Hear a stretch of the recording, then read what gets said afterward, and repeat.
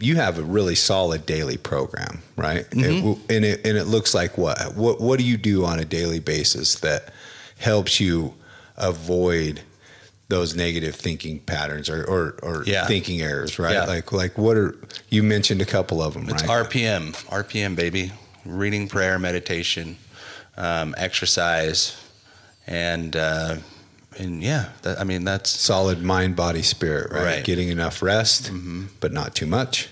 Pushing yourself to the next level, doing things that are hard, that are uncomfortable, so that when uncomfortable things come up, we know we can get through those uncomfortable things. Yeah. Right. Which is a whole mindset thing in itself. Yeah. Right. Like, I have to do these hard things. I have to be honest about the way that I'm feeling, and then what I've also noticed, like in my own life with that stuff, is like when I stop practicing these things for a little while, it's harder for me to get back to it. Sure. You know, like I'll find myself, just for example, like if I'm not talking to you or somebody else, I'm convinced that you don't want to hear that shit, and then I start believing that negativity, and then I end up back in the fucking loop again. Right. And pounding my hand, like back in the food, back in the cookies, back in the negativity, back on the phone, and it fucking sucks, and fortunately for us, we have this podcast, we have each other,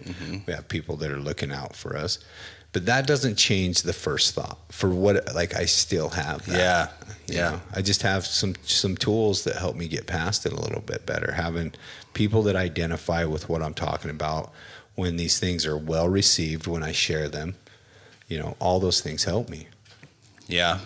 Well, and I think it goes back to that same thing that Billy said, like, I'm not responsible for my first thought, like, because I really, like, it can really eat my lunch sometimes, like, yeah. I just really start, why, like, I get caught up in self-pity. And then, that's another thing, is the thinking error is it really can bring out those defects of character. Yeah.